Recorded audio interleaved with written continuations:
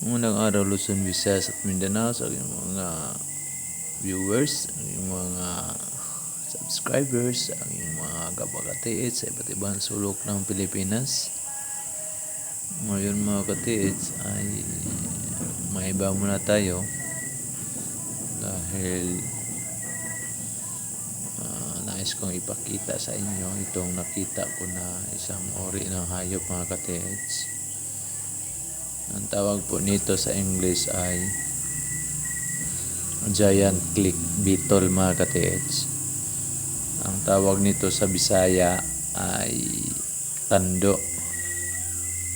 Tando ang pangalan niyan mga katiits yan. So kahit hindi ito related sa treasure hunting, ay nais kong ipaalaala sa inyo mga katiits. Ang mga beetle na ito ay lang mga katiits, minsan na lang natin makita. Itamang tama pumasok sa bahay namin mga katiits, so dinakip ko, nilagay ko sa lalagyan ng sabaw o lalagyan ng tinola mga katiits para makuna ng video. So kung tingnan nyo mga katiits ay mayroon siyang antenna yon. Mayroon siyang antenna. Malagwala pa siya mga katiits. Pag hawakan mo dyan sa likod mga katiits ay mag-click yan.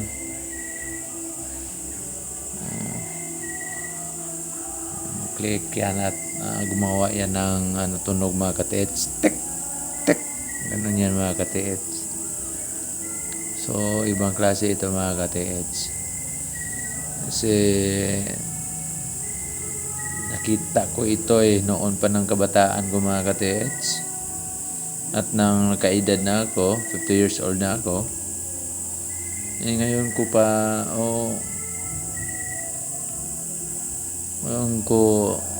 nakita ulit. Tagal-tagal na yan. At ito ay malaki ito mga katiits, mga 2.5 to 3 inches mga katiits. Mahaba-haba ito.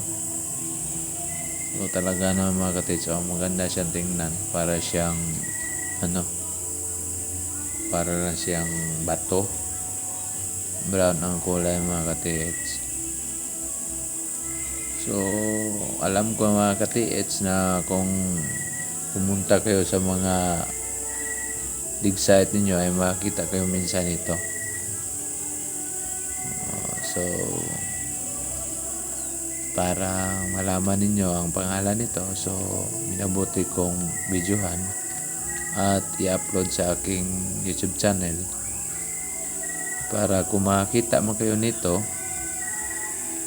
sa lugar ng yung hinuhukay o hinuhukayan, hindi na kayo mga katiits, hindi na kayo mahirapan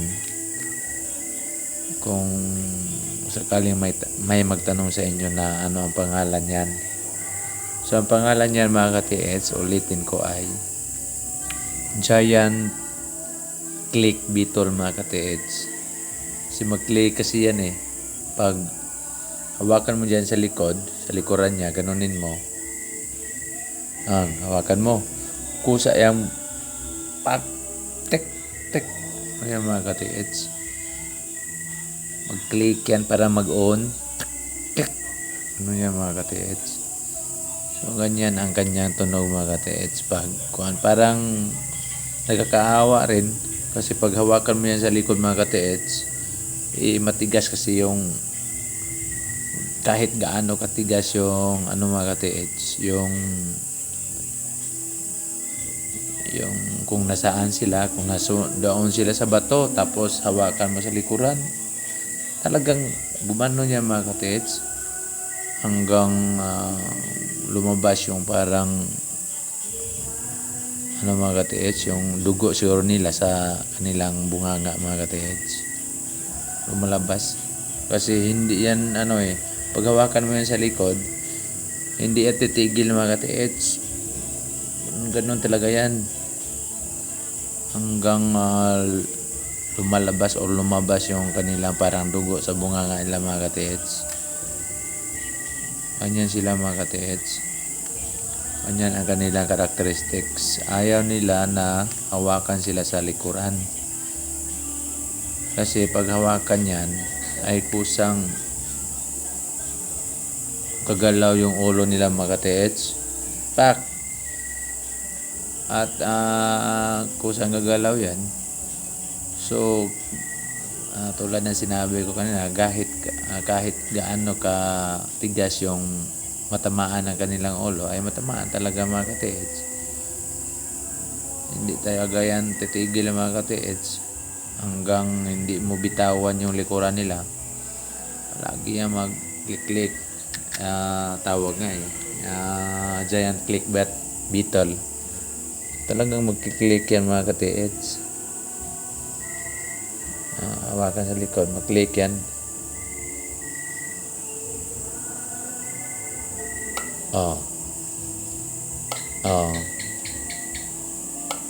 Ayat, hindi yan titigil pag hindi mo yan bitawan mga katiits. Binitawan ko, hindi na ginalaw yung ulo niya. Or hindi niya parang inuntog yung ulo niya mga katiits Hindi yan iuntog pag bitawan mo na. Pag hawakan mo yan, talagang iuntog yung ulo niya mga katiits.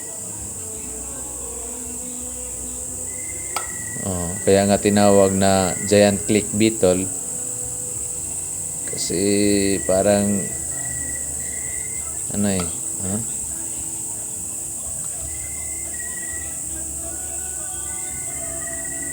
kusa nilang iuntog yung ulo nila pag maramdaman nila na sila ay hinahawakan. Pag bitawan mo ay hindi naman nila kusang iuntog yung ulo nila. Ano lang yan mga katiits, nakakaawa lang yan kasi pag hindi mo talaga yan bitawan, hawakan mo ng hawakan, ay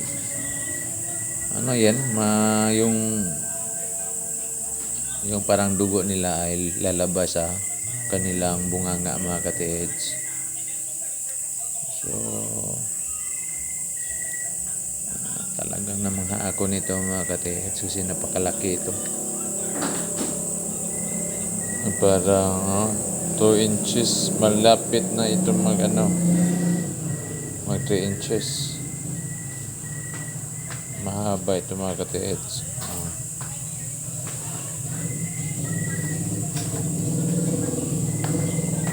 So hanggang dito na mga katiits. Importante na mayroon tayong natutunan ngayon ng tawag nito sa hayop na ito o insekto na ito ay giant click beetle. So tulad ng palagi kong sinasabi mga katiits o sinabi, kung gusto niyo masundan itong mga videos ko, palagi kayong update sa mga videos ko, paki-like at subscribe. Salamat po.